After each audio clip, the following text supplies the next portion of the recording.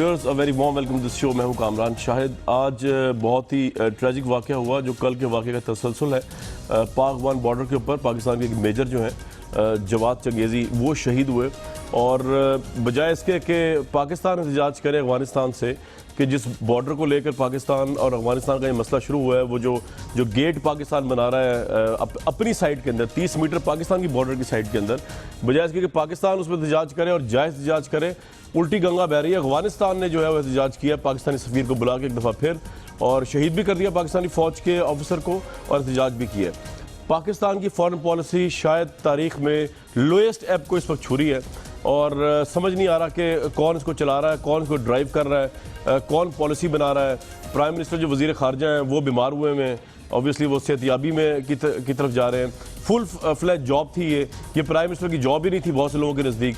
दुनिया में बहुत कम शायद मिसालें मिलें कि एक शख्स जो प्राइम मिनिस्टर भी हो, इतना बड़ा बार है प्राइम मिनिस्टरशिप का, और वो फॉरेन मिनिस्टर भी हों और फुल टाइम के फॉरेन मिनिस्टर ना हो, और दो मुशीर हो जिनके मतलब आए थे आपस में लड़ रहे हैं। और एक के मतलब तो ये कहा गया जो फातमी साहब है कि उनके जो क्रेडेंशियल चैलेंज ही हो गए कि कॉन्फ्लिक्ट ऑफ इंटरेस्ट है कि वो गालिबन अमरीकी शहरी हैं, तो वो अमेरिका से किस तरह बात करेंगे। पाकिस्तान के अमेरिका के साथ ताल्लुकात ख़राब तर हो चुके हैं, इंडिया के साथ ताल्लुकात बहाली का कोई सवाल ही पैदा नहीं होता। India on the other hand ऊपर से ऊपर जाई जा रहा है और इसमें भी पाकिस्तान की फॉरेन पॉलिसी को बहुत से लोग रिलेटिवली देखते हैं उसकी नाकामी है। उन जगहों पे इन रोड्स बना रहा है इंडिया, यूएई, सऊदी अरब, ईरान जो पाकिस्तान के खालिस्तान क्लोज ब्लॉक्स हुआ करते थे। ताजी साहब ने से इतनी बात कहा कि जान छुड़ा ली कि हम चाइना से करीब हो रहे हैं तो इसलिए अमेरिका हमसे खफा है। ये तो कोई बात ना हुई कि चाइना से पाकिस्तान हमेशा करीब रहा है। पाकिस्तान की फॉरेन पॉलिसी में सीरियस डिफेक्ट्स नजर आए और कहा जाता है कि अगर आप इंटरनली वीक हैं, जैसे कल भी प्रोग्राम में कहा, तभी आप फॉरेन पॉलिसी के महाज पे भी वीक रहते हैं। इंटरनली पाकिस्तान में ये पोजीशन है कि वज़रा जो है प्रेस कॉन्फ्रेंस करते फिर रहे कि हमारे खिलाफ साजिशें हो रही हैं। तारुल कादरी साहब का आना, इमरान खान साहब का ईद के बाद सड़कों पे जाना, TOR कमेटीज़ का नाकाम होना, ये सब लग रहा है कि नवाज शरीफ साहब के पास फोकस ही नहीं है फॉरेन अफेयर्स को देखने का, राइटली और रॉन्गली। इसी में बात करेंगे आज हमारे प्रोग्राम में जो पैनल मौजूद, डॉक्टर बाबर रहमान साहब बहुत वार्म वेलकम, हारून रशीद साहब वार्म वेलकम, मजहर अब्बास साहब वार्म वेलकम, और हबीब अकरम साहब लाहौर स्टूडियोज बहुत वार्म वेलकम आपको। बाबर रहमान साहब, फॉरेन पॉलिसी पाकिस्तान की लोएस्ट है, किसको जिम्मेदार ठहराएंगे आज लोएस्ट एप पे? दो लफ्ज़ों में आप देख लीजिए कि जो फॉरेन पॉलिसी है उसकी ज़िम्मेदारी हमने नहीं किसी पे ठहरानी। वज़ीर आज़म साहब ने ख़ुद ऑप्ट किया है कि वो रेजिडरी पावर्स के मुताबिक जिस जगह पे रूल्स ऑफ बिज़नेस हैं जो हमारे 1973 के, कोई वज़ीर नहीं लगाया जाएगा, वो ओहदा वज़ीर आज़म के पास होगा। इस वक्त वज़ीर ख़ारजा वो हैं और किसकी ज़िम्मेदारी हो। दूसरी बात यह है कि जो फॉरेन पॉलिसी है वो एक लार्जर क्वेश्चन है जी। एक उससे थोड़ा सा मुख्तसर क्वेश्चन है ये जो कुछ अफ़गानिस्तान में हुआ है। अली जवाद चंगेज़ी, ये हज़ारा फैमिली से इनका ताल्लुक़ है जो शहीद हुए हैं। जो असल इशू है वो ये है कि दो काम आपको फौरी तौर पे करने पड़ेंगे। एक तो ये कि पाकिस्तान कंसोलिडेट करे अपने बॉर्डर को और एंट्री को रेगुलेट किया जाए, जिस तरह से आर्मी चीफ ने आज कहा भी है। कंसोलिडेट उस तरह से करे जिस तरह LOC समेत सारे इलाके पे कंसोलिडेट किया है अपने बॉर्डर्स को इंडिया ने। वहाँ सिर्फ ना तार लगाई गई है, लाइट लगाई गई है, बल्कि 44 जगह ऐसी हैं जहाँ पे लेज़र लाइट्स भी लगा दी गई हैं। और लेज़र लाइट्स अटैक के लिए भी इस्तेमाल हो सकती है, सर्वेलेंस के लिए भी इस्तेमाल हो सकती है, स्पाइंग के लिए भी इस्तेमाल हो सकती है। और दूसरा, पाकिस्तान के इस बॉर्डर को महफूज करने के लिए अगर सारी जगह तार नहीं लगाई जा सकती, ट्रेन ऐसा है, इसके बावजूद हमें कोई ऑल्टरनेट सोचना पड़ेगा और सवाल पैदा नहीं होता किसी कीमत के ऊपर, हमें 1 इंच पीछे नहीं हटना चाहिए। और आखिरी जो इसका जो एक बहुत बड़ा ऑप्टिक है जिसकी वजह से हमारे सारे मसाइल पैदा होते हैं, वो 32-33 साल से बैठे हुए जो 32-34 लाख जितने भी मुहाजिरीन हैं, अफ़गान मुहाजिरीन हैं, वो हैं। हमें वो अक़वाम मुत्तहिदा के इदारे आगे सबक देते हैं जो मगरबी मुल्कों में जिन्होंने कबूल भी किए थे वहाँ जाके उनकी मदद करने के लिए वो इदारे तैयार हैं। जिन्होंने मुहाजिरीन जो निकले सीरिया वाले रोक दिया सर, उन्होंने यूरोप ने सीरिया का रास्ता रोक दिया, हालांकि वहाँ जंग यूरोप खुद इन्वॉल्व हुआ है इनडायरेक्टली। सही, बिल्कुल ठीक बाबर रहमान साहब, बिल्कुल आपका सर ये पॉइंट आ गया। आज हारून रशीद साहब, बड़ा ही ट्रैजिक वाक़या है। लोग तो ये बात भी करें यार, अफगानिस्तान जैसी फोर्सेस से भी हमें मार पड़ रही है और कोई जवाब देने वाला नहीं है उनको, और क्यों जवाब नहीं दिया जा रहा, इसमें भी कोई मसला है और इसका हल क्या है? ये अफगानिस्तान का जो मसला शुरू हुआ है, हम अपने अंडर जगह पे टेररिस्ट को रोकने के लिए लगा रहे हैं गेट, उस पर भी वर्ल्ड कम्युनिटी साथ नहीं खड़ी, ना अफगानिस्तान साथ खड़ा है, उल्टा गोलियां चल रही है वहां से। नहीं, वर्ल्ड कम्युनिटी तो आपके साथ खड़ी नहीं होगी ना। अमेरिका ने तहैया कर लिया है। देखिए हमारे खिलाफ, और ये सही कहा है, मैं उनसे एग्री करता हूँ सरताज अजीज साहब से, कि वो सीपैक की वजह से वो अमेरिका को चूंकि खतरा है कि पाकिस्तान उसके इन्फ्लुएंस से निकल जाएगा ग्रेजुअली, और निकल ही जाएगा। लड़ाई झगड़ा तो किसी से भी नहीं करना चाहिए, लेकिन अमेरिकन इन्फ्लुएंस से तो आखिरकार निकलना ही है। ये तो पाकिस्तान की डेस्टिनी है, इसलिए कि हमें सूट ही नहीं करता अमेरिका। हमारी मईशत जब भी ठीक होगी, हमेशा तो नवाज शरीफ और जरदारी जैसे लोग नहीं रहेंगे। हमारी मईशत का पोटेंशियल तो बहुत बड़ा है, इंडिया से बड़ा है हमारी मईशत का पोटेंशियल। यानी तनासुब से अगर देखें, जितनी हमारी आबादी उनकी आबादी है, माइनिंग है, उस पर कुछ काम नहीं हुआ, एग्रीकल्चर पे नहीं हुआ, टैक्स कलेक्शन पे नहीं हुआ, लॉ एंड ऑर्डर ही ठीक हो जाए, सिर्फ जेम्स स्टोन पे 5, 6, 7, 10 बिलियन डॉलर हम अर्न कर सकते हैं। वो तो आखिर होना ही है। नीचे से लेकर ऊपर तक पाकिस्तानी कौम, नीचे से लेकर ऊपर तक पाकिस्तान आर्मी अमेरिका से बेजार हो चुकी है। अब चेन ऑफ वाक़यात देखें, यानी क्या हुआ, ये F-16 रोके गए, जो बयानात आने शुरू हुए ब्लैकमेलिंग के लिए, फिर मुल्ला अख्तर मंसूर वाला वाक़या हुआ, और खुद वो कल तो भाई साहब आप मरी में उससे बात कर रहे थे, और आज वो ईरान, दूसरी बात वो ईरान में क्या कर रहा था। देखिए ये कभी था अफगानिस्तान, पाकिस्तान और इंडिया के मुज़ाकरात होते थे और उस पर वो डटे हुए थे। अब वो अफगानिस्तान और ईरान और अमेरिका की बातचीत होती है, वो उन्होंने तहैया कर लिया है। और ठीक है, वो तहैया कर लें। वो हिलरी क्लिंटन ने कहा था ये झक हम मार चुके हैं एक दफ़ा पाकिस्तान को अलग थलग करने की, अब नहीं मारेंगे झक, लेकिन वो वही करेंगे। ह्यूब्रिस होता है, घुमंड है सुपर पावर्स का। मसला हमारे यहाँ अंदर है, बाहर से तो मसाइल आते ही रहते हैं, अप्स एंड डाउन्स आते हैं कौमों की तारीख में, से पैनिक करने की कोई बात नहीं है। उन्हें मसाइल, हमें मसाइल हैं तो उन्हें भी मसाइल दरपेश होंगे, उन्हें शायद ज़्यादा होंगे। उनका बाप भी कंसोलिडेट नहीं कर सकता, 16 बरस में नहीं कर सके, 14 बरस में तो अब क्या कर लेंगे। पैम्पर बांध के तो सोते हैं अमरीकी फौजी, ये कोई लतीफ़े की बात नहीं है। 100% मैं आपको कन्फर्म आपको बता रहा हूँ। हालत तो ये है, वो क्या लड़ेंगे वहाँ पर, खाक लड़ेंगे। मसला हमारे अंदर है। देखिए कोई एक्टिविटी है ही नहीं, डिसफंक्शनल गवर्नमेंट है। आपका केस मजबूत है, 35, 40, 50 लाख महाजरों को संभाला, 60,000 जिंदगियां दी, 110 बिलियन डॉलर का लॉस है, और बेशुमार हमारा केस है एक। ये केस पेश कौन करता है? कोई भी नहीं करता। आपके ख्याल में परवेज रशीद करेगा? उसे तो उर्दू बेचारे को नहीं आती, उसको क्या पता इंटरनेशनल मीडिया क्या होता है। वजीर खारजा एक आपका तकरीबन वो बिल्कुल हो चुका है, बुरी उसकी हालत है, वो तो उनके हाथ ही कल कांप रहे थे। मैंने टीवी पे देखा तारिक वादमी को। सरताज अजीज साहब की ये उम्र नहीं है, वो वैसे कॉम्पिटेंट आदमी है, चाहिए कॉन्फ्लिक्ट ऑफ इंटरेस्ट भी है। इंटरनेशनल मीडिया में आपको अपना केस पेश करना है। कभी किसी ने कहा है अपना जावेद जब्बार से कोई एक मजमून लिख दे, कभी किसी ने मुशाहिद हुसैन से कहा है, कभी कोई रहीमुल्लाह यूसुफजई के पास गया, खुशी से ये लिखेंगे। एक थिंक टैंक चाहिए छोटा सा, राइट। मगर आपको पता है नून लीग के मीडिया सेल पे कितने अखराजात होते हैं? एक अंदाजा है कि 8 करोड़ रुपए महीना होते हैं। 1 करोड़ रुपए महीना थिंक टैंक के लिए नहीं है नवाज शरीफ साहब के पास, 1 करोड़ रुपए महीने के। आप अगर सिर्फ अमरीकी मीडिया में, ब्रिटिश मीडिया में और मिस्र और खलीज के मीडिया में अपना मौक़िफ़ पेश करना शुरू कर दें, पाकिस्तान में क्या 20 अच्छे अंग्रेजी लिखने वाले भी नहीं हैं, ठीक है, और कोई मुहब्बे वतन आदमी नहीं है।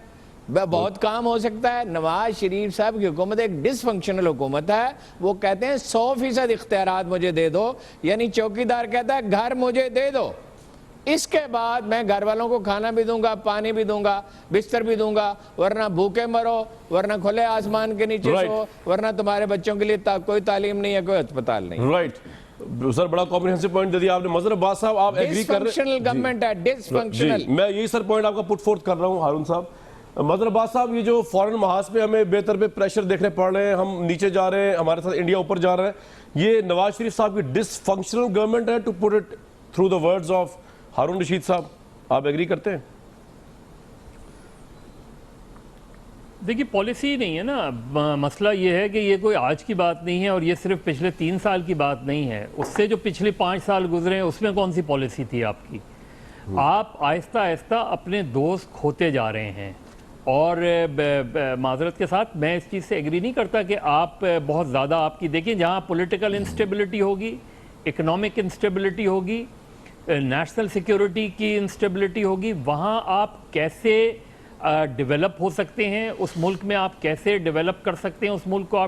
आपकी खारजा पॉलिसी का जो सबसे बड़ा प्रॉब्लम ये है कि आप अपने दोस्त और दुश्मन के बारे में फ़ैसला ही नहीं कर पाते। आप यही नहीं फ़ैसला कर पाते, दुनिया की जो खारजा पॉलिसी होती है वहाँ आपके एनिमीज़ डिफाइंड होते हैं, आपको पता होता है कि किन को आपको न्यूट्रल करना है, कौन आपके दोस्त हैं। यहाँ हम साल से, कोई आज की बात नहीं है, पाकिस्तान की तो सिर्फ एक पीरियड रहा था जिसमें आपकी खारजा पॉलिसी में कोई ताकत नज़र आई थी, और वो 72 से 76 का पीरियड था जी। उसके बाद तो आपकी खारजा पॉलिसी या तो टोटली डिपेंडेंट है ऑन अमेरिकन इंटरेस्ट के ऊपर, और आज भी जब आप सर उठा के बात करने की कोशिश कर रहे हैं तो आपके इर्द गिर्द दोस्त तो हों, कम से कम आप दोस्त तो बनाने की कोशिश करें। आपने यमन में 34 मुल्कों के अलायंस में आप शामिल नहीं हुए थे और आपको शामिल कर लिया गया। अनाउंसमेंट यानी ये कोई आपका फैसला नहीं था जी। पहले अनाउंसमेंट आई, बाद में आपने फैसला किया। यहीं दुनिया में कहीं खारजा पॉलिसीज इस तरह बनाई जाती हैं। आपके वक्तन फ़ाक्तन जो दो कम से कम प्राइम मिनिस्टर्स जो है, जिनको मैं ऑफशोर प्राइम मिनिस्टर कहता हूं, वो मोइन कुरैशी और शौकत अजीज़ हैं, जिनको पता ही नहीं था, आपने लाके उनको प्राइम मिनिस्टर बना दिया। इस मुल्क में यही कुछ होता रहा है। बदकिस्मती से इस मुल्क में जब इलेक्टेड गवर्नमेंट कुछ होता रहेगा मेरा ख्याल तो से, वो अपने आप को इतनी इनसिक्योर फील करती हैं। जैसे मियां नवाज शरीफ, क्या वजह है कि मियां नवाज शरीफ कोई फॉरेन मिनिस्टर नहीं बना पाए? क्या वजह है कि मियां नवाज शरीफ क्यों नहीं बना पाए? अगर दो मशीर बना सकते थे मजहर साहब, आपके ख्याल में क्यों नहीं बना पाए? आपके ज़हन में कोई आइडिया आता है क्या वजह इतनी? क्या मसला? उसकी वजह उनकी अपनी इनसिक्योरिटी है। वो खुद अपने आप को इनसिक्योर फील करते हैं। वो समझते हैं कि वो जो है, जैसे इंडिया के साथ ताल्लुकात की बुनियाद पे वो इतना आगे चले जाते हैं कि उनको जब पीछे मुड़ के देखते हैं तो उन्हें कुछ नजर नहीं आता। तो यहाँ प्रॉब्लम्स हमारी जो रही हैं, ये विद इन प्रॉब्लम रही हैं। जब तक आपके यहाँ पॉलिटिकल और इकोनॉमिक इंस्टेबिलिटी रहेगी, आप अपनी खारजा पॉलिसी डिफाइन नहीं कर पाएंगे। बिल्कुल ठीक है जी, बिल्कुल ठीक है सर, बड़ा कॉम्प्रिहेंसिव पॉइंट है। हबीब अकरम साहब रिस्पॉन्ड कर दीजिए। नवाज शरीफ साहब ने क्यों नहीं फॉरेन मिनिस्टर आज तक बनाया? कोई इतना अहल आदमी उनकी टीम में नहीं मिला, इनसिक्योरिटी है, डिसफंक्शनल गवर्नमेंट है, क्यों हमें ये पे दर पे देखने पड़ रहे हैं? देखिए, सबसे इससे भी ज़्यादा, जैसे इब्तिदा में बाबर अवान साहब ने बात की कि उन्होंने कहा कि एक मुख्तसर सवाल ये है, उससे भी ज़्यादा बुनियादी सवाल ये है कि क्या इस वक्त पाकिस्तान की खारजा पॉलिसी, जिसके लिए इस वक्त आप पाकिस्तान की हुकूमत से लेके और तकरीबन तमाम लोगों को एक इदारे के सिवा मतून करते चले जा रहे हैं, बात यह है कि अफ़गानिस्तान से मुतल्लिक़ खारजा पॉलिसी के फ़ैसले कहाँ होते हैं, अमेरिका से मुतल्लिक़ खारजा पॉलिसी के फ़ैसले कहाँ होते हैं, और इंडिया से मुतल्लिक़ खारजा पॉलिसी के फ़ैसले कहाँ होते हैं, और फिर जहाँ होते हैं क्या खुल के बोले यार, देखिए GHQ में हो रहे हैं ना। 14 दिसंबर 2016 के बाद से ये हमारी आंखों के सामने हुआ है ये सारा मामला कि हमारे चीफ ऑफ आर्मी स्टाफ और ISI के जो सरबराह हैं वो अफ़गानिस्तान गए। वो इस बात का जहाँ ऐलान था कि पाकिस्तान ने एक सख्त पोजीशन ली है EPS के ऊपर, वहाँ इस बात का बाद में ये खुला कि बुनियादी तौर पर हमने अफ़गानिस्तान की पॉलिसी से सिविलियन जो से है उसको निकाल दिया है। उसके बाद फिर अमेरिका के साथ आप देखें कि अमेरिका के साथ हमारे प्रॉब्लम्स किन किन जगहों पे आ रहे हैं। क्या वो पॉलिटिकल साइड पे प्रॉब्लम आ रहे हैं या कुछ फौजी अहदाफ पे प्रॉब्लम्स आ रहे हैं?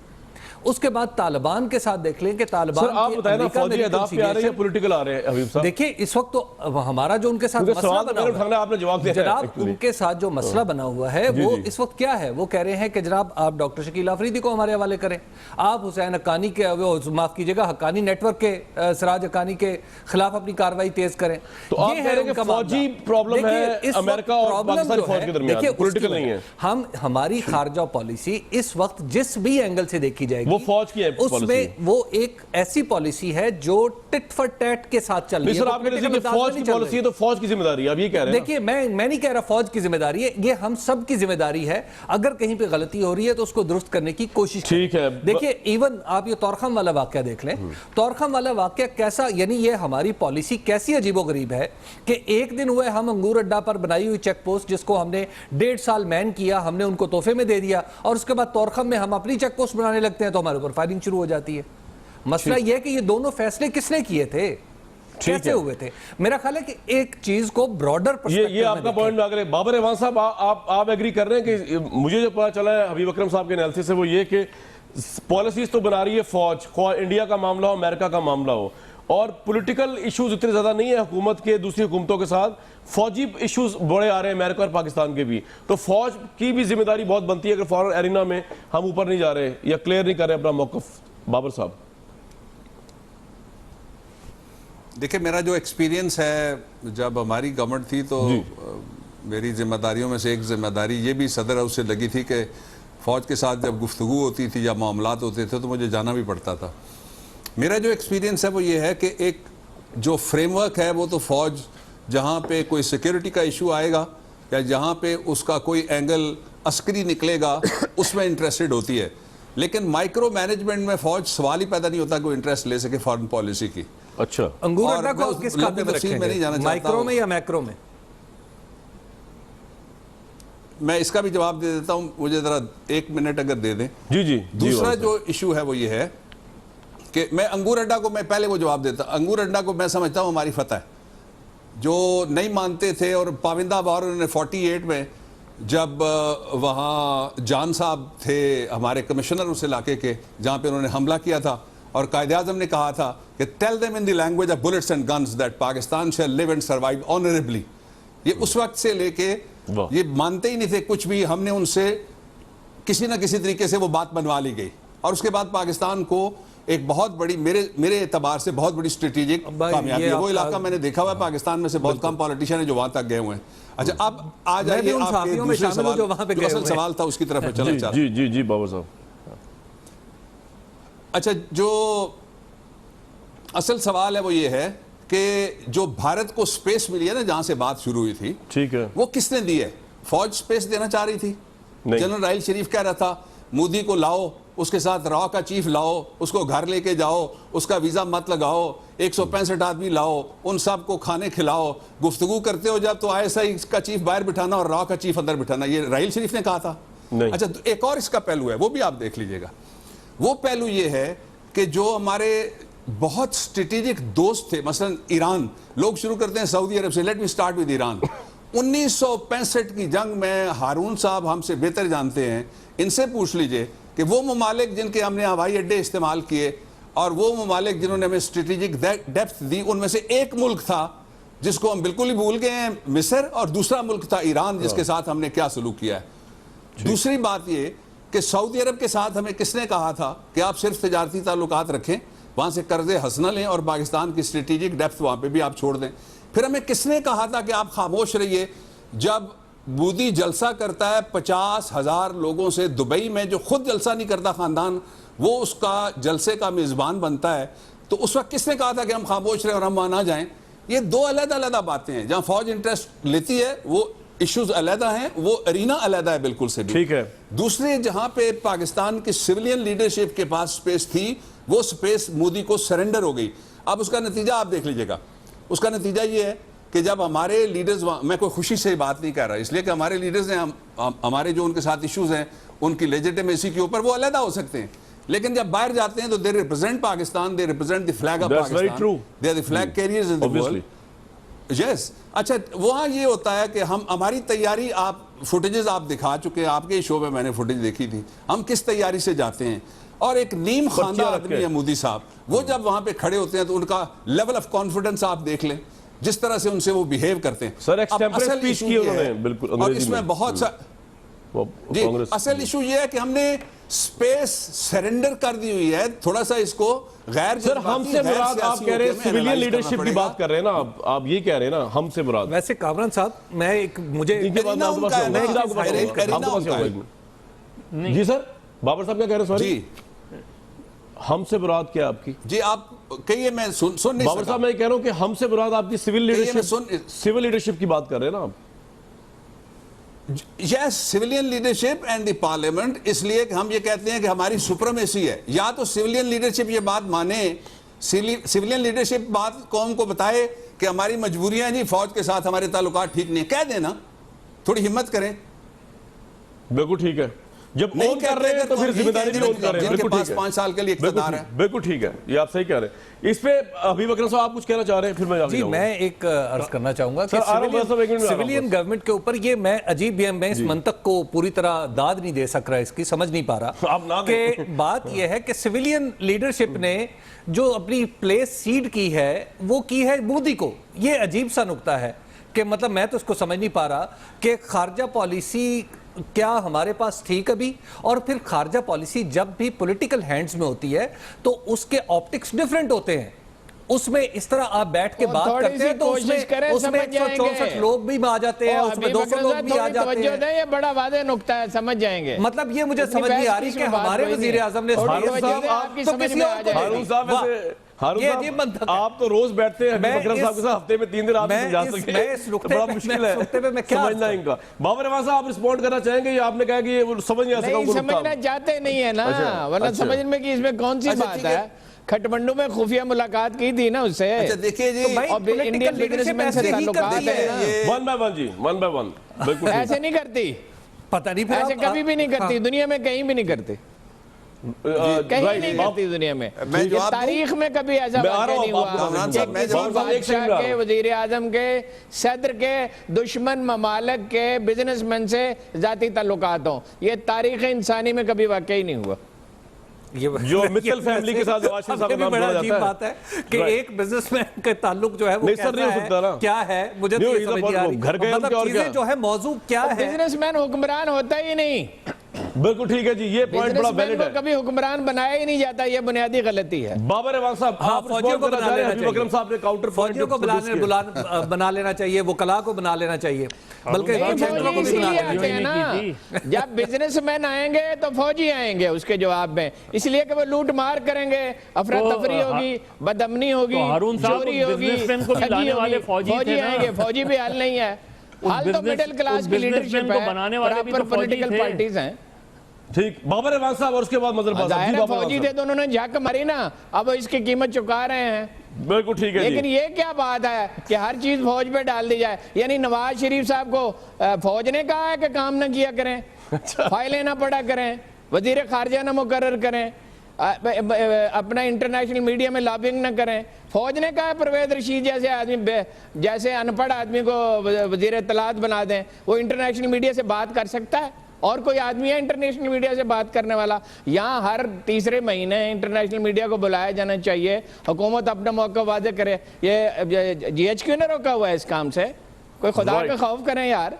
बिल्कुल ठीक है जी, हबीब अकरम साहब आप तो कर ही ले खुदा खौफ, लेकिन एक मिनट ठहर जाएगा। बाबर रहमान साहब योर टेक। जी देखिए, जो थोड़ा ऑब्जेक्टिवली इसको ले लेते हैं जी, ऑब्जेक्टिवली दो बातें बड़ी ज़रूरी हैं। जो आप कह रहे हैं ना समझ नहीं आ रही बात, वो समझ इसलिए नहीं आ रही कि गवर्नेंस नहीं है ना इस फील्ड में।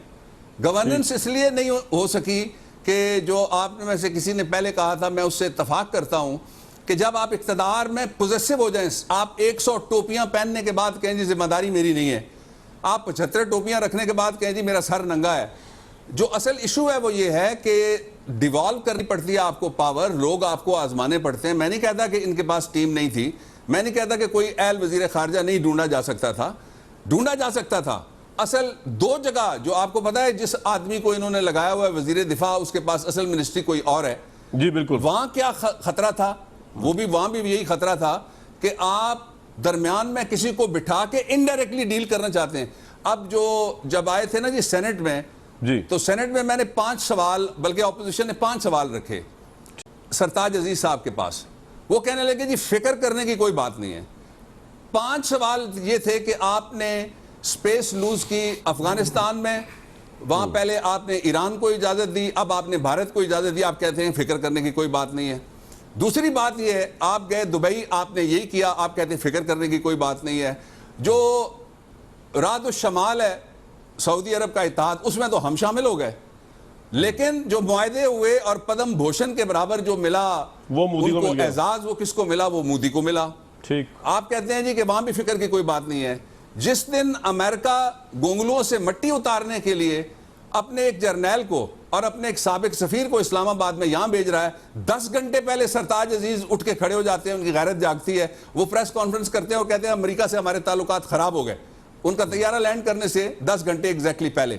तो हमने उनसे यह सवाल किया कि आप खुल के कौम को, मुझे नहीं सच पता हो सकता पूरा, इसलिए कि मैं देखता हूं, सुनता हूं, घूमता हूं, जो पता लगता है आपको बताता हूं।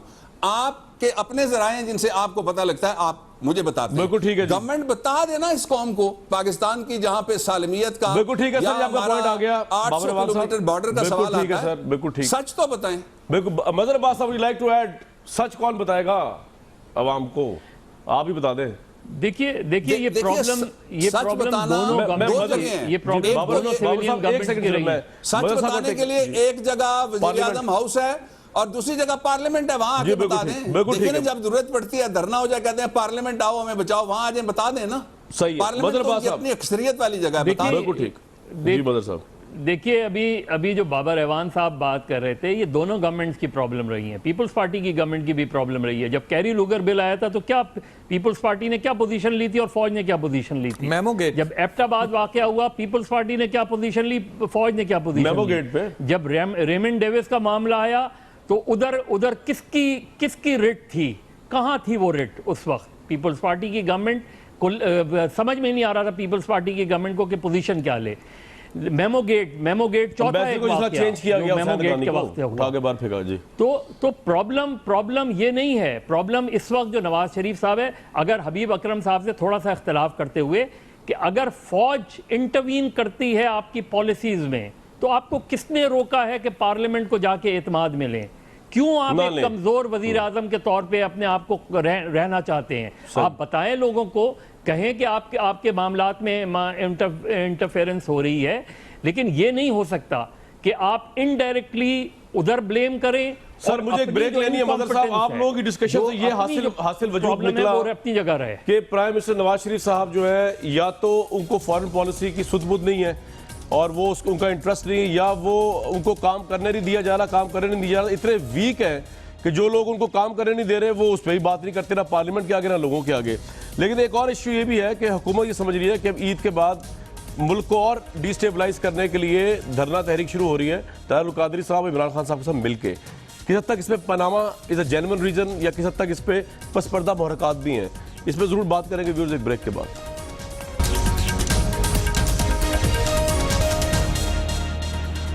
Very warm welcome back to this show. हुकूमत जो है इसमें वावले डाल रही है क्योंकि हुकूमत के खिलाफ साजिशें हो रही है। हबीब अकरम साहब, ऐसा हो रहा है कुछ हजूर, या हुकूमत वैसे ही प्रोपेगेंडे कर रही है? देखिए, बात यह है कि एक तो ये कि हुकूमत, जाहिर है आप इसको जहन में रखें कि हुकूमत अपने 3 साल मुकम्मल कर चुकी है, और पाकिस्तान की तारीख में 3 साल मुकम्मल कर लेना गोया हुकूमत मुकम्मल कर लेना, हुकूमत की मिकात पूरी कर लेना। तो अब जो है वो इलेक्शन का सिलसिला शुरू हो जाएगा। पॉलिटिकल साजिश से क्या ताल्लुक है सर? अब मसला यह है कि जो हुकूमत है वो साजिशों के इल्जामात लगाएगी और जो दूसरे लोग हैं वो करप्शन के इल्जामात लगाएंगे। और आप देखेंगे कि आइंदा कुछ अरसे में चलते चलते इस सारे प्रोसेस में तेजी आती चली जाएगी। अब जो जहां तक पनामा का मामला है, तो पनामा के मामले में हुकूमत की तरजीह है, मैं आपको पूरी मतलब जिम्मेदारी से ये बात बता रहा हूँ कि हुकूमत चाहती है कि इसको जल्द से जल्द तय किया जाए ताकि इलेक्शन में ये एक इशू ना हो।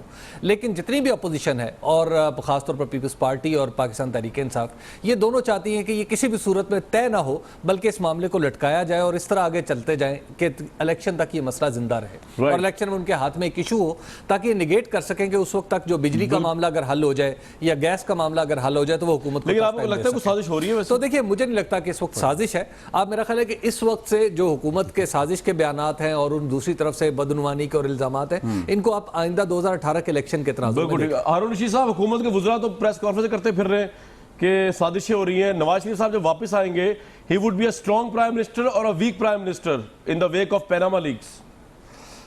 नहीं, वो स्ट्रॉन्ग वीक है, वो तो डिसफंक्शनल है, काम करता ही नहीं है।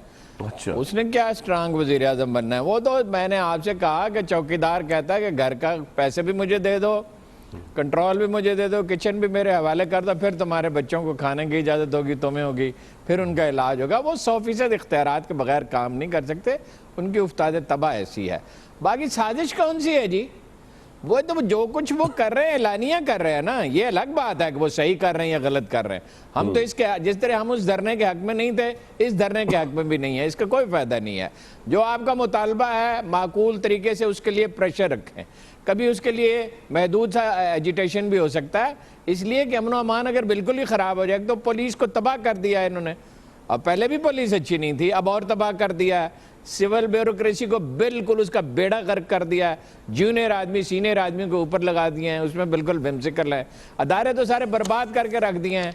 और हर 3 महीने के बाद शहबाज शरीफ साहब एक बयान देते हैं, थाना कल्चर बदल देंगे, पटवार कल्चर बदल देंगे, वो बदल देंगे, फलां बदल। बच्चे स्कूल नहीं जा रहे, अस्पताल नहीं है, स्कूल तालीमी अदारा नहीं है, और सारा दिन शोर मचाते हैं, साजिशें ये वो अपोजिशन जो कुछ कर रही है वो भी ठीक नहीं है। ठीक है भाई, ऐसा एजिटेशन जिससे इन्वेस्टमेंट जो थोड़ी बहुत हो रही है वो भी कैपिटल फ्लाइट और बढ़ जाए, उसका क्या फायदा है? साजिश वगैरह कोई नहीं हो रही, इन्हें काम करना आता नहीं है और अपोजिशन को अपोजिशन करनी आती नहीं। राइट। बाबर अवान कामरान साहब, एक जुमला मैं अर्ज करना चाहूंगा, ये जरूर है, ये हो सकता है कि जो एजिटेशन करने वाले हों उनके जहन में कहीं एक बात हो कि जो साजिश करते रहे हैं मुल्क में, शायद वो इस बार भी साजिश कर लें। नहीं, पहले भी इसको साजिश से बाहर निकाला था, साजिश अगर कोई थी भी तो। और मेरा ख्याल से पाकिस्तान ऐसी क्या इशारे किनारे में बात करें, सीधी बात करें ना, खुल के बात करें ना। नहीं, मैं इतनी ज्यादा खुल के बात नहीं कर सकता, मुझे डर भी नहीं, लेकिन जिम्मेदार तो हर चीज मुझे में डर भी लगता करार है। देना तो करार दें, लेकिन लास्ट टाइम फौज ने कोई उठा के तो नहीं ले जाएगा। फौज ने निकाला है पाकिस्तान को क्राइसिस से, जिस तरह मीडिएशन का रोल प्ले किया राहिल शरीफ साहब ने, और जिस तरह जो है वो जिस तरह मामला को संभाला गया है, जिस तरह लोग एक्सपेक्ट कर रहे हैं, बिल्कुल उसके बरक्स हुआ है। तो ये तो क्रेडिट जाता है राहिल शरीफ साहब को। मेरा ख्याल तमगा जमहूरी मिल जाना चाहिए उनको इस बात पर। लेकिन बाबर अवान साहब, what's your take on it? साजिश आपको नजर आ रही है? और नवाज शरीफ साहब कितने स्ट्रॉन्ग प्राइम मिनिस्टर बन के आएंगे वापस हजूर? और पीपल्स पार्टी की क्या सोच है? TOR अगर नाकाम होता है, इस पे प्रोसीडिंग्स जो नाकाम नजर आ रही हैं। 3 सवाल हो गए, मैं तीनों पे शॉर्ट कमेंट कर देता हूं। पहला तो ये है कि जो अगर कोई साजिश थी तो वो पनामा में हुई, उसमें ना कोई पाकिस्तान का सियासतदान शरीक था, ना ही कोई सहाफ़ी शरीक था, और ना ही कोई वकील भी पनामा के ही थे। बिल्कुल ठीक। उसके ऊपर वज़ीर आज़म साहब के बच्चों ने पहले बोलना शुरू किया, फिर वज़ीर आज़म साहब ने बोलना शुरू कर दिया, वज़ीर आज़म साहब ने अपने आप को एहतसाब के लिए ऑफर भी कर दिया। इसमें साजिश किधर है?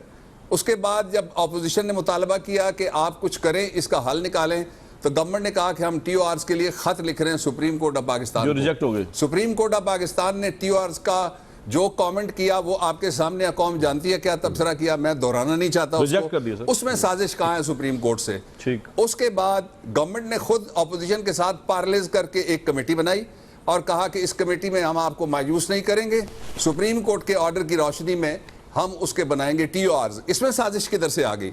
उसके बाद ये हुआ कि इमरान सामने आए और इमरान ने ये कहा कि पहले वजीर आजम का, जाहिर है वजीर आजम पहले नंबर पे होता है, उसका पहले ही होगा, उसके वो लीडर ऑफ द हाउस होता है, उसका पहले ही एहतसाब होगा। इमरान खान किसी जगह मेंबर है, मैं किसी जगह मेंबर हूँ, बाकी कोई मेंबर हो सकता है, पहले तो वजीर आजम से ही शुरू होना है। इसलिए वजीर आजम का उन्होंने बहुत हिम्मत के साथ ये कहा कि जिन TORs पे आप वजीर आजम का पहले मुझे इंटरव्यू देते सबसे पहले कहा एहतसाब मेरा उसी सिंगल TOR पे उन्होंने कहा जी बिल्कुल, आप मुझे याद है, उन्होंने कहा जी कि आप मेरा भी एहतसाब कर लीजिएगा। अच्छा, इसमें साजिश किधर से आ गई? अब जो वज़रा उस कमेटी में बैठते हैं उन्होंने जो जुबान इस्तेमाल की, उसमें कोई साजिश अगर थी तो वो मेरे मशवरे से तो नहीं होगी, ना आपके मशवरे से होगी, वो तो फिर साजिश वहाँ होगी जहाँ पे हारून रशीद साहब बता रहे इतने पैसे वहाँ पे खर्च होते हैं माहाना। अच्छा, अब इससे अगला एक लम्हा है, उसमें आप देख लीजिएगा कि गवर्नमेंट अगर नाकाम होती है तो ये एक मैटर है, इट्स नॉट अ केस, लेकिन मैटर है आर्टिकल 187(1) की रोशनी में जो सुप्रीम कोर्ट के सामने पेंडिंग है अभी तक। सुप्रीम कोर्ट ने कोई फाइनल वर्डिक्ट नहीं दिया। अच्छा। उन्होंने कहा कि आपस में बैठिए और TORs हमें फंक्शनेबल डूएबल TORs बना के भेज दीजिए, हम उसके ऊपर कार्रवाई शुरू करते हैं। एक तो ये होगा कि इससे एक तोइने अदालत का मुकदमा खुल सकता है, और जिस पे पिछला वजीर आजम घर गया था वो केस क्या था, एक खत लिखो, और उसने खत नहीं लिखा था, वो घर चला गया। यहाँ क्या है कि TORs बनाओ, अगर TORs नहीं बनते तो आर्टिकल 204 की रोशनी में कार्रवाई शुरू हो सकती है। होना आखिर में क्या है ये मुझे मालूम नहीं है। अब आ जाइए दूसरा पीपल्स पार्टी की तरफ। पीपल्स पार्टी में मैं खुद कहता रहा हूँ कि ये बदबूदार मुफाहमत है, मैं खुद कहता रहा हूँ ये पहले फ्रेंडली अपोजिशन थी, अब ताबेदार अपोजिशन है, लेकिन अब मैं कहने लगा हूँ कि इस वक्त अपोजिशन है, और इस वक्त ऑपोजिशन का मतलब यह है कि वो ऑपोजिशन की सफ़ों को छोड़ेंगे नहीं और पीपल्स पार्टी ऑपोजिशन की सफ़ों में ही रहेगी। दूसरा जी, और तीसरा जो आपका सवाल था कि वज़ीर आज़म आने के बाद कैसे होंगे? एक ताकतवर वज़ीर आज़म होंगे। जिस्मानी तौर पे तो मुझे नहीं पता कि ताकतवर होंगे या नहीं होंगे, लेकिन सियासी तौर पे वो एक माजूर निज़ाम के मजबूर वज़ीर आज़म जरूर होंगे। ये इसी में मैं आगे मदद साहब से पूछूंगा। यहाँ जो पहले कहा गया कि माजूर देखिए, निजाम के मजबूर प्राइम मिनिस्टर, ये बड़ा अच्छा हाथ में फ्रेज कुछ नहीं है। इंटरेस्टिंग फ्रेज है जी ये। बिल्कुल सर, ये मैं जरा आगे पूछ लूं इससे। बदर अब्बास साहब, आप भी एग्री कर रहे हैं या प्राइम मिनिस्टर जो है वो मजबूत प्राइम मिनिस्टर के तौर पे आ रहे हैं, नया दिल, जवान दिल के साथ? देखिए, ये तो डिपेंड करता है ऑपोजिशन की जो स्ट्रेटजी है उस पर डिपेंड करता है। देखिए, अभी तक जो ऑपोजिशन को मेरा ख्याल है वो पनामा पे बहुत ज़्यादा जोर दे रहे हैं। असल जोर उन्हें इलेक्शन कमीशन पे देना चाहिए, जिसको वो मिस कर रहे हैं। अगर आप पनामा के नतीजे में फ़र्ज़ करें कल हुकूमत तब्दील भी हो जाती है और एक लूला लंगड़ा इलेक्शन कमीशन फिर बन जाता है, तो फिर आप शोर करेंगे जी इलेक्शन कमीशन ऐसा है और इलेक्शन कमीशन वैसा है। जिस चीज़ पे सबसे ज़्यादा जोर देना चाहिए उस पे सबसे कम तवज्जो है, यानी जिसने आइंदा इंतखाबात कराने हैं उस पर आप सबसे कम तवज्जो दे रहे हैं। तो ऑपोजिशन की स्ट्रैटेजी जो है वो भी डिवाइडेड है। ऑपोजिशन की स्ट्रैटेजी भी बिल्कुल डिवाइडेड है। ठीक है। जहां तक आप देखिए, और ये ऑपोजिशन की जो खराब स्ट्रैटेजी है उसका बाय डिफॉल्ट फायदा नवाज शरीफ को होगा और अल्टीमेटली, और ये खुद इमरान खान प्राइवेट कॉन्वर्सेशंस में ये बात करते रहे हैं कि अगर ये बात 2018 तक खिंच गई तो फिर उनके लिए इलेक्शन, आइंदा इलेक्शन जीतना मुश्किल हो जाएगा। लिहाजा उनकी ऑपोजिशन की पूरी स्ट्रैटेजी ये होनी चाहिए कि बेहतरीन इलेक्शन कमीशन बने, जिसके लिए अब जो कॉन्वर्सेशन है, बातचीत है, उसको अमली जामा पहनाना चाहिए। ऑपोजिशन के अपने अंदर अभी तक ये डिस्कशन ही नहीं हुआ है कि किसको होना चाहिए इलेक्शन कमीशन। मुझे इजाजत देंगे एक फिक्र कहने की? जी हारून साहब। नहीं, अपोजिशन सारी उल्टी भी लटक जाए तो Nawaz Sharif genuine election commission बनाएंगे। ये 30 साल से जेन्युइन पॉलिटिक्स कर रहे हैं। सुभान अल्लाह, क्या कह रहे हैं नवाज शरीफ कभी जेन्युइन इलेक्शन बना सकता ही नहीं। इसका सवाल ही नहीं है। एतमाद का वोट लेना, हारून साहब, ये बात का जवाब नहीं है। और ये 100 दफा हुआ है। इलेक्शन कमीशन तो बहरहाल आपसे बना रहे हैं ना। गलतियों से हुआ है, सर, किसी मिल की के बना रहे हमाकत हैं से हुआ ना, है, ये डिस्कशन चलती फौज रहेगी की हमायत से हुआ है, इंटेलिजेंस एजेंसियों की मदद से हुआ है। 1000 दफा हो जाए, 1000 दफा काले कपड़े को धोने से वो सफेद नहीं हो जाता। नहीं है, अकरम साहब, नहीं है, नहीं है। नहीं पैदा होता। आपको ये पता होगा। पागल हो गए। ब्रेक।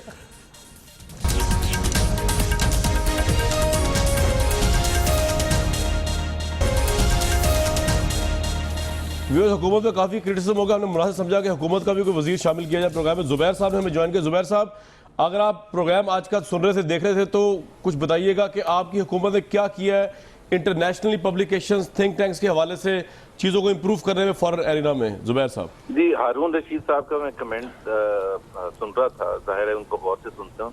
मैं उनको सिर्फ इतला के लिए बता रहा हूँ कि पिछले 9 महीने में इकोनॉमिस्ट, फॉर्च्यून, इस वक्त भी मौजूद है फॉर्च्यून के, और ये मैं एक इंटरव्यू की बात नहीं कर रहा, 2-2 महीने का ट्रिप है उनका ऑल अक्रॉस पाकिस्तान, हर एक के साथ।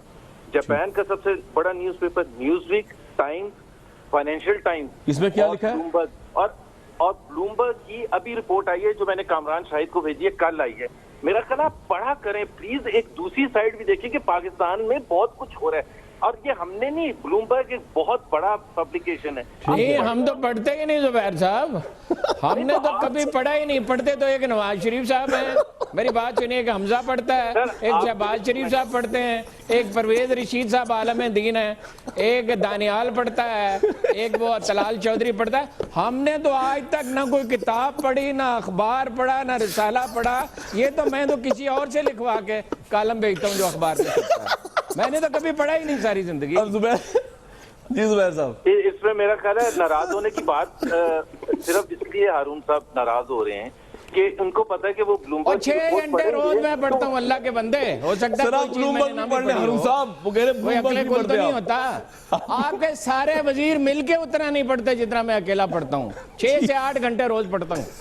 जुबैर साहब कहना चाहेंगे आप? नहीं पढ़ सकता, और दुनिया की हर चीज तो नहीं पढ़ सकता। जी जुबैर साहब, मैं तो सिर्फ ये कहता हूँ वो जरूर पढ़ ले। दूसरी बात ये कि फॉरेन पॉलिसी के हवाले से मैं सिर्फ एक कमेंट करूंगा कि अगर कोई अच्छी चीज होती है फॉरेन पॉलिसी के हवाले से तो उसकी आप लोग उसका क्रेडिट फौज को देते हैं, और जो नाकामी होती है उसका क्रेडिट हमें देते हैं। जुबैर साहब, यदि कल आप बड़े तफसीलन आपसे गुफ्तगू करूंगा, कल इंशाल्लाह प्रोग्राम में आपसे मुलाकात होगी।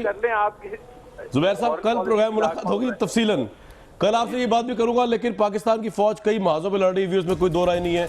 उन्हें वो काम भी करना पड़ता है जो हम इलेक्टेड गवर्नमेंट एक्सपेक्ट करते हैं, वो नहीं कर पाती। सफीरों की सरजनिश से लेके आगे तक आर्मी चीफ ये काम कर रहे हैं, ऑब्वियसली नेशनल इंटरेस्ट में कर रहे हैं, उनको कोई उसकी कोई एक्स्ट्रा वो थोड़ी मिलती है कोई, वो तो अपनी उससे बढ़ के कर रहे हैं। लेकिन ये काम हमें करना था। अपना बहुत ख्याल रखिएगा।